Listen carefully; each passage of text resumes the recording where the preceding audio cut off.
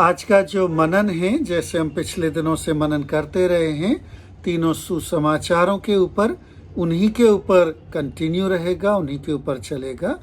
और आज का जो हमारा विषय है, पिछली बार हमने देखा था कि जो चंगाई के चमत्कार हैं वो प्रभु यीशु मसीह ने क्यों करे और प्रभु यीशु मसीह के बारे में उनसे हमें क्या पता चलता है। आज का जो विषय है वो जो चंगाई वाले चमत्कार नहीं हैं, चंगाई से अलग जो दूसरे चमत्कार हैं, वो प्रभु यीशु मसीह ने क्यों करे और उनका क्या मतलब है। आज का जो हमारा मनन का विषय है वो तीनों सुसमाचारों में जो 3 कहानियां हैं उनसे लिया गया है। और ये तीनों कहानियां गन्नेसरेत की या गलील के जो सागर है उसमें हुई हैं। ये तीनों कहानियां उसके आसपास, और 2 में वो कहानियों में नाव में बैठे हैं और बाकी 1 में वो किनारे पे हैं। उसमें से एक कहानी को मैं आपके लिए पढ़ता हूं और फिर उसके बाद बाकी जो 2 कहानियां हैं उनका मैं सारांश आपको बता दूंगा। तो जो मत्ती की कहानी है उसमें इस प्रकार से लिखा गया है, और उसने तुरंत अपने चेलों को बरबस नाव पर चढ़ाया कि वे उससे पहले पार चले जाएं, जब तक कि वह लोगों को विदा करे। वह लोगों को विदा करके प्रार्थना करने को पहाड़ पर चढ़ गया और सांझ को वहां अकेला था। उस समय नाव झील के बीच लहरों से डगमगा रही थी, क्योंकि हवा सामने की थी, और वह रात के 4थे पहर झील पर चलते हुए उनके पास आया। चेले उसको झील पर चलते हुए देखकर घबरा गए और कहने लगे कि वह भूत है, और डर के मारे चिल्ला उठे। यीशु ने तुरंत उनसे बातें की और कहा, ढांढस बांधो, मैं हूं, डरो मत। पतरस ने उसको उत्तर दिया, हे प्रभु, यदि तू ही है तो मुझे अपने पास पानी पर चलकर आने की आज्ञा दे। उसने कहा, आ। तब पतरस नाव पर से उतरकर यीशु के पास जाने को पानी पर चलने लगा, पर हवा को देखकर डर गया, और जब डूबने लगा तो चिल्लाकर कहा, हे प्रभु, मुझे बचा। यीशु ने तुरंत हाथ बढ़ाकर उसे थाम लिया और उससे कहा, हे अल्प विश्वासी, तूने क्यों संदेह किया। जब वे नाव पर चढ़ गए तो हवा थम गई।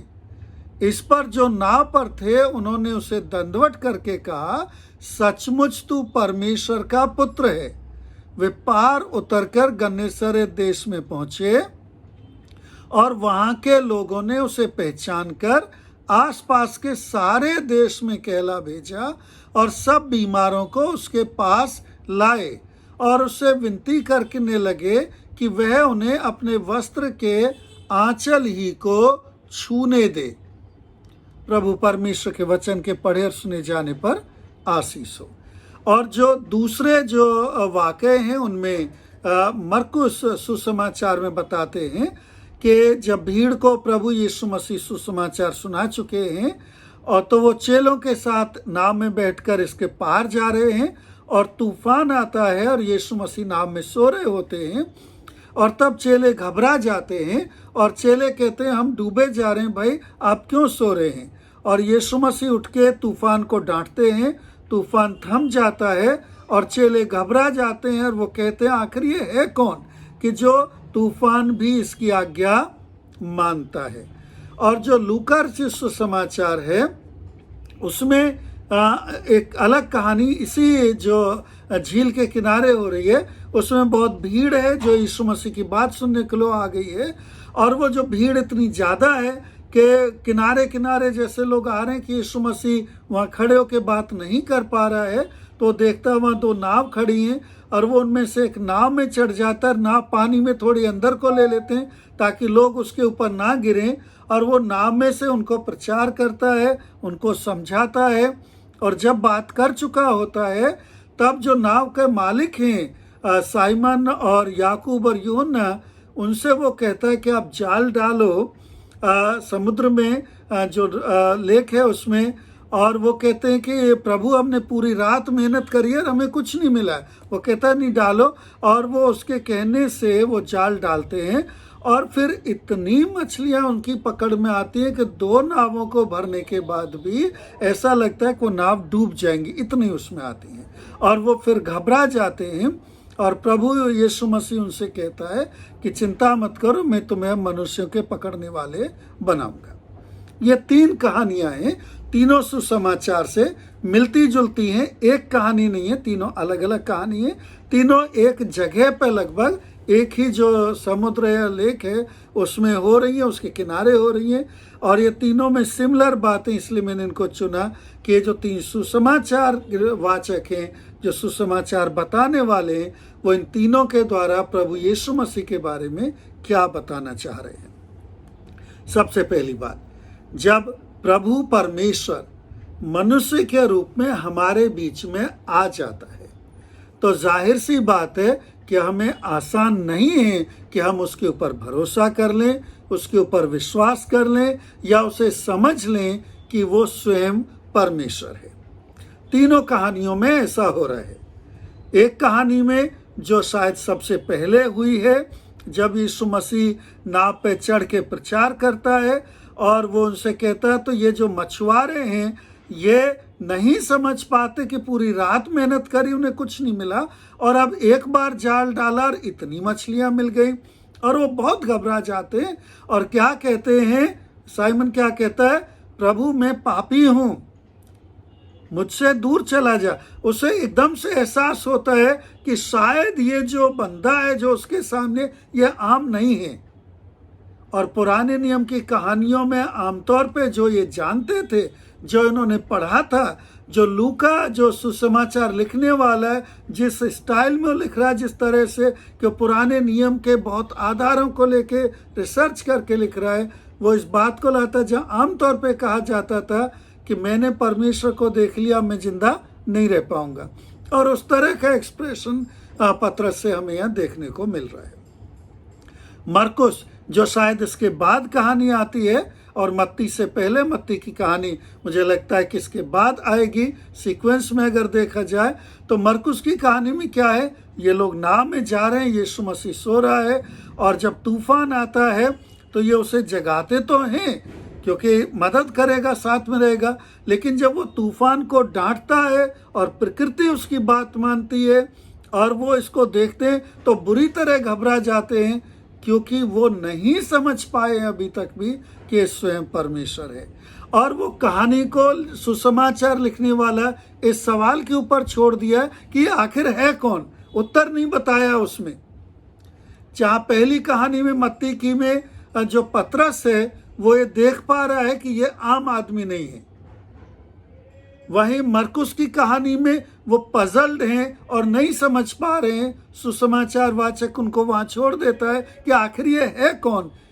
वहीं मत्ती की कहानी में जब आप आएंगे तो ना सिर्फ वो समझ जाते हैं बल्कि उसको आराधना करते हैं, उसको विश्वास करते हैं और कन्फेस करते हैं, स्वीकार करते हैं कि ये प्रभु परमेश्वर है। जैसे मत्ती का जो लिखने का तरीका है वो बताना चाहता है कि दाऊद को जो वाचा बांधी गई थी, जो दाऊद को वायदा करा गया था कि तेरे सिंहासन पे स्वयं परमेश्वर तुझे मसीहा जो आएगा, पुत्र देगा, वो बैठेगा जो अनंत का राजकुमार होगा, स्वयं परमेश्वर होगा, जिसे दाऊद कहता है कि मेरे प्रभु ने मेरे प्रभु से कहा, और वो उस सिंहासन पे जो बैठा वो आ गया है, वो ये है। तो ये तीनों जो कहानियां इस तरह में सीक्वेंस में देखता हूँ, और कैसे ये एक बिल्डअप कर रहे हैं, कैसे समझा रहे हैं, कैसे दिखा रहे हैं यीशु मसीह के बारे में कि यीशु मसीह कौन है। इन तीनों कहानियों पे एक बार फिर से थोड़ा डिटेल में हम लोग देख लेते हैं। तो जो मत्ती की कहानी है वो इस कॉन्टेक्स्ट में, इस संदर्भ में आ रही है कि जो हेरोदेस राजा है, जो अध्याय है 14वां, वो इस तरह खुलता है, वो इस तरह शुरू होता है कि हेरोदेस राजा को खबर मिलती है कि भाई कोई आ गया है जो बहुत बड़े बड़े चमत्कार करता है, और हेरोदेस राजा ये समझ बैठा है कि यूहन्ना बपतिस्मा देने वाला जिसको उसने मरदवा दिया था कि वो जिंदा हो गया है, इसलिए चमत्कार हो रहे हैं। और फिर वो कहानी आगे बढ़ती है जिसमें 5000 लोगों को यीशु मसीह उस अध्याय में खाना खिलाता है। यानी पहले कन्फ्यूजन है, एक मिसअंडरस्टैंडिंग है, फिर और चमत्कार होते हैं, फिर जो सुसमाचार लिखने वाला समझाता है कि भाई ये कैसे बड़े बड़े काम कर सकता है, और तब फिर ये आती है कहानी को किस तरह पानी के ऊपर चलता है और किस तरह चेले स्वीकार करते हैं और पहचानते हैं कि वो स्वयं प्रभु परमेश्वर है। और फिर कैसे कहानी अंत होती है इसमें 14वें अध्याय में, कि यहाँ तक कि जब वो झील के दूसरी पार जाता है तो लोग जो आते हैं अगर वो उसके कपड़े को भी छू लेते हैं, फ्रिंज ऑफ द गारमेंट, अगर उसके कपड़े के कोने को भी छू लेते हैं तो वो चंगे हो जाते हैं। एक और बात यहाँ जो मत्ती का जो सुसमाचार है वो दिखा रहा है, वो ये है कि यूहन्ना बपतिस्मा देने वाला जो रास्ता तैयार करने के लिए आया था, अब वो रास्ता तैयार करके जा चुका है। हेरोद की कहानी में यह हमें पता चल जाता है कि वो नहीं रहा है, और अब यीशु मसीह की प्रसिद्धि बढ़ती जा रही है। जैसे यूहन्ना ने कहा था मैं घटूं और वो बढ़े, जैसे यूहन्ना ने कहा था मैं रास्ता तैयार करने आया हूं, अब वो घट गया है, यीशु मसीह बढ़ रहा है, और यीशु मसीह उस रास्ते पे अब पूर्णता की तरफ इस कहानी को, इस बात को, इस मकसद को लेके चल निकला है, और चेले अब इसको इस कहानी में स्वीकार करेंगे।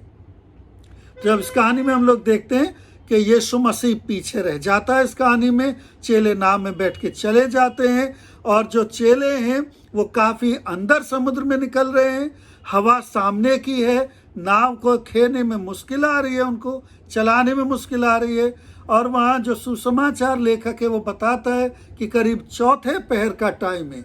चौथे पहर का टाइम रात को जो होता है वो सुबेरे 3 बजे से लेकर 6 बजे के बीच का होता है। सुबेरे 3 बजे से 6 बजे का टाइम बहुत मुश्किल होता है।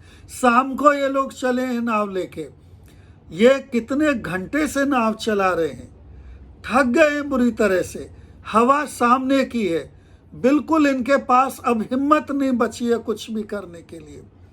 ये समय जिसमें नींद बहुत आती है, ऑलमोस्ट हेजी हो जाता है विजन उस समय, और तब यीशु मसीह चलता हुआ आता है, तो जाहिर सी बात है उन्हें अगर वो भूत लगा तो कोई बड़ी बात नहीं होएगी, क्योंकि सवेरे 3 बजे से 6 बजे का बीच का टाइम है, चौथे पहर का टाइम है।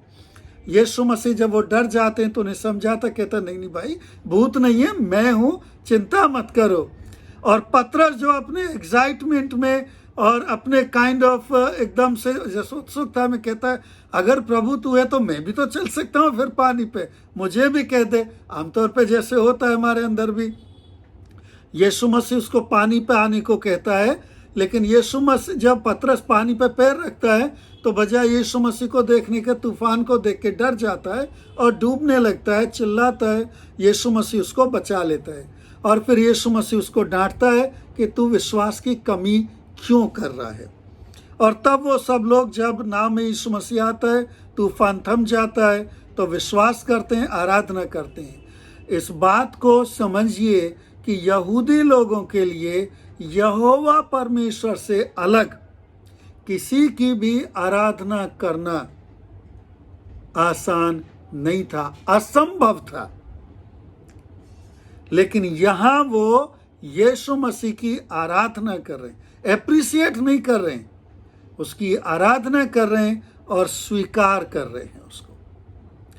मरकुस की कहानी में जब हम देखते हैं तो वहां यीशु मसीह पीछे रुक गया है, इस कहानी में वो उनके साथ गया है, और 3.5 साल की जो सेवा यीशु मसीह ने समुद्र को कई बार पार करा है। ये एक कहानी के 2 टुकड़े, 2 वर्जन नहीं है, 2 सिक्के नहीं है, ये अलग अलग कहानियां हैं सब की सब।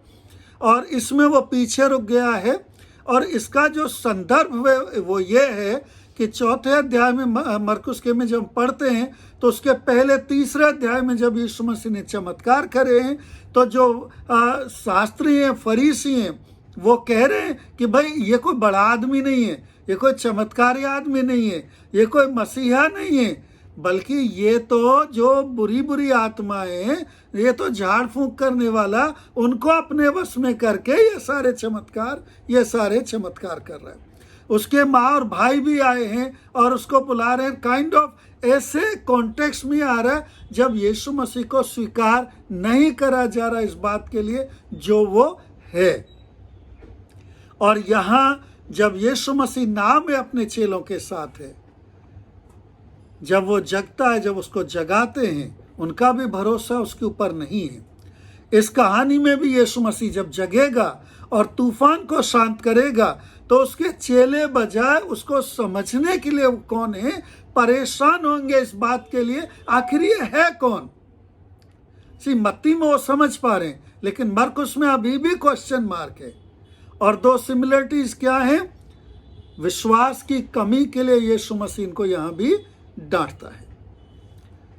जब हम लूका की कहानी में देखते हैं तो वो कहानी शायद सबसे पहले हुई है इसी झील के किनारे पे। और उस कहानी में क्या है? पतरस और याकूब और यूहन्ना।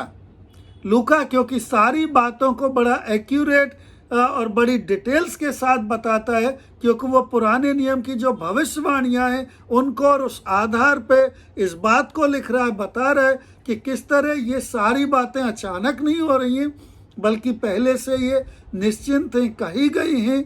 इस बात को भी अपनी डिटेल में बताता है जो सिर्फ यहीं बताई गई है। ये तीनों कहानियां दूसरे सुसमाचारों में नहीं मिलती, ये तीनों सिर्फ इन्हीं में मिलती हैं।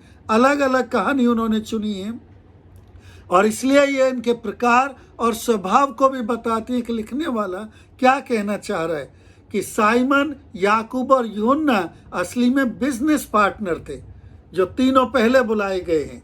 ये इंटरेस्टिंग बात है यहाँ, और सिर्फ यहाँ लूक में बताई गई है। और यीशु मसीह इनकी नाव को इस्तेमाल करता है। पूरी रात इन्होंने कुछ नहीं पकड़ा है और तब यीशु मसीह इनको जब जाल डालने को कहता है और ये इतनी मछलियां पकड़ लेते हैं कि 2 नावें भर जाती हैं और यहां तक भर जाती हैं कि डूबने लगती हैं। ये बिजनेसमैन है तीनों के तीनों। तब इनको आइडिया लगता है कि जो इनकी नाव में खड़ा होके बातचीत कर रहा था वो कोई आम गुरु नहीं है, वो कोई आम इंसान नहीं है, बल्कि वो स्वयं कोई दैवी है, सामर्थ है। और इसलिए तुरंत से पतरस क्या कहता है? मैं तो पापी हूं, मुझसे दूर, मैं इस काबिल नहीं हूं। एक तरह से तू मेरी नाव में रहे, मैं तेरे साथ खड़ा रह सकूं। जैसे पुराने नियम में आमतौर पे जो सुनने वाले थे वहां उनको एकदम से आइडिया लगा होगा, क्योंकि ये सेंटेंस बहुत आता पुराने नियम में, मैंने प्रभु को देख लिया है इसलिए अब मैं जिंदा नहीं रहूंगा। मैंने प्रभु को देख लिया, मैं जिंदा नहीं रहूंगा। और तब प्रभु परमेश्वर उनको क्या बताता है यीशु मसीह के बारे में? नहीं, चिंता मत करो, तुम अब तक मछली पकड़ते थे, आज से प्रमोशन हो गया तुम्हारा। क्या हो गया?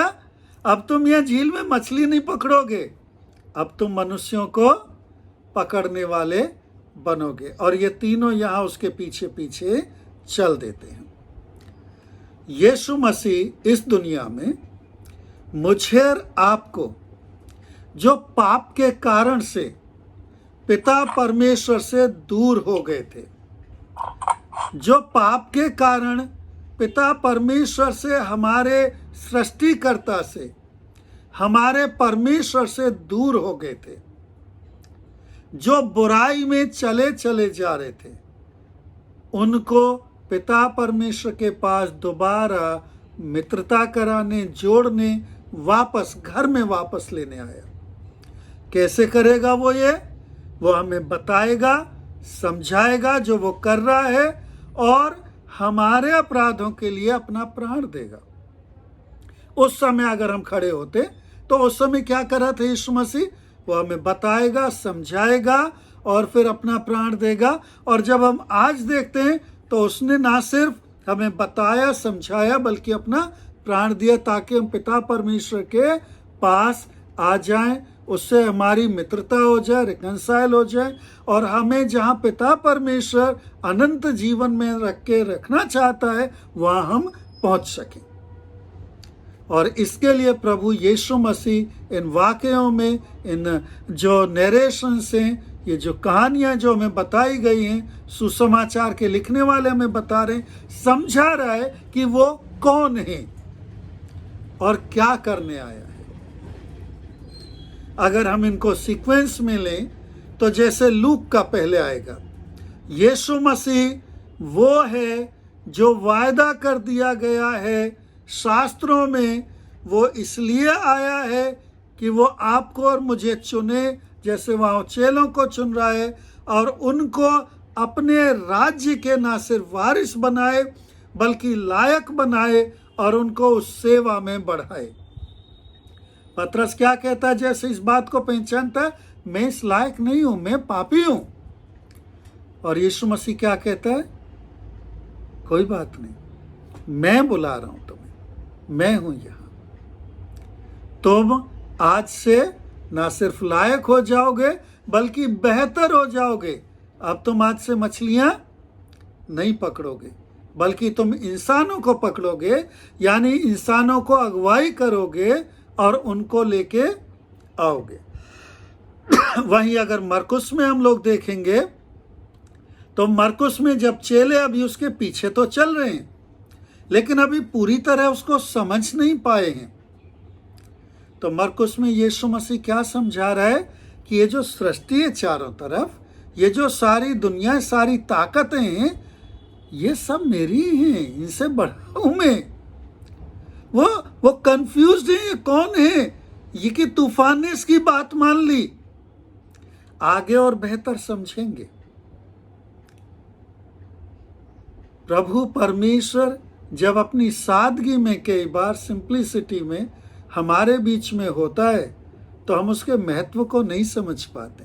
वो कई बार सोता हुआ रहता है और नहीं हमें समझ आता कि किसके संगति में है, किसके साथ है।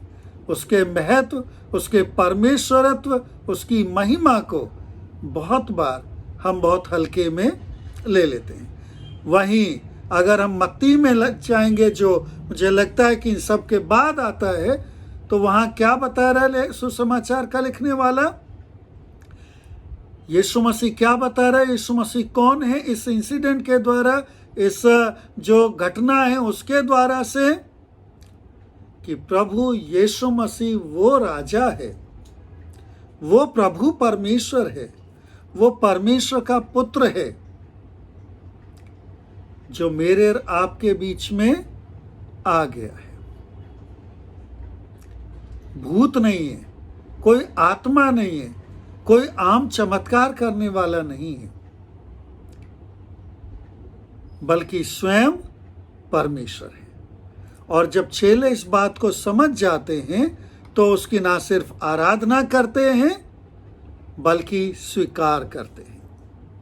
आज जब मैं और आप इन कहानियों को पढ़ते हैं, जब मैं और आप इन कहानियों को सुनते हैं, जब मैं और आप इन घटनाओं के बारे में सोचते हैं, तो मेरे और आपके लिए क्या है?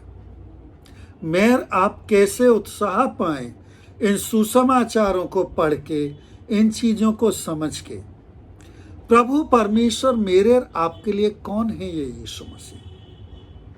मेरे और आपके जीवन में जो घटनाएं हो रही हैं, मैं और आप समुद्र में नहीं जा रहे नाव लेके, शायद समुद्र में तूफान नहीं आ रहा है, शायद पूरी रात मैंने और आपने नाव नहीं खेई है, शायद मुझे कोई भूत चलता फिरता नहीं दिख रहा है, शायद मैं नाव समुद्र में लेके नहीं जा रहा जहां मेरी नाव में यीशु मसीह सो रहा हो,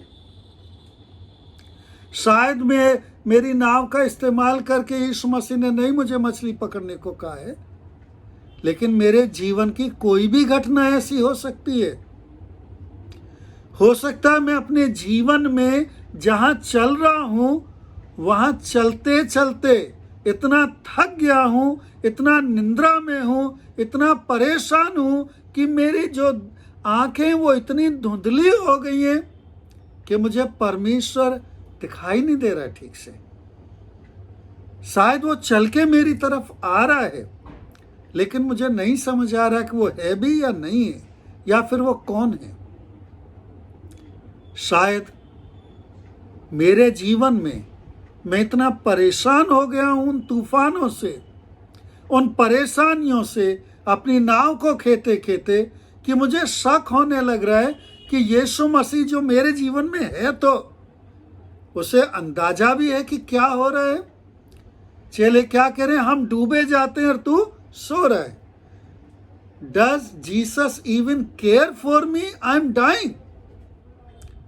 हम मर रहे हैं, क्या वो देख रहा है मुझे, समझ रहा है? या फिर मेरे और आपके जीवन में कुछ ऐसा हो रहा है कि सब कुछ फेल हो रहा है, पूरी रात मेहनत करता रहा, मेहनत बहुत करी मैंने, कुछ फायदा नहीं हो रहा, मुझे कुछ भी फलवंत हो ही नहीं रहा है। जहां भी हाथ डाल रहा हूं खाली हाथ लौट रहा हूं। और तब यीशु मसीह मेरे जीवन के किसी हिस्से को इस्तेमाल कर रहा है और यीशु मसीह मुझे कुछ कह रहा है कि अब तू काम कर, अब ये काम कर। और मेरे जीवन में शायद ये निराशा है, इतने सालों से, इतने समय से, इतने दिन से यही तो कर रहा हूं, कभी कुछ मिला नहीं मुझे। लेकिन क्योंकि प्रभु कह रहा है, मानते हैं।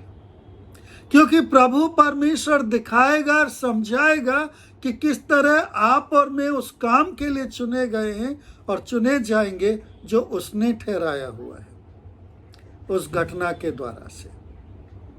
यीशु मसीह मेरे और आपके जीवन में कौन है, क्या है और क्या कर रहा है? क्या आपके जीवन में परमेश्वर के प्रति आदर सम्मान की कमी है?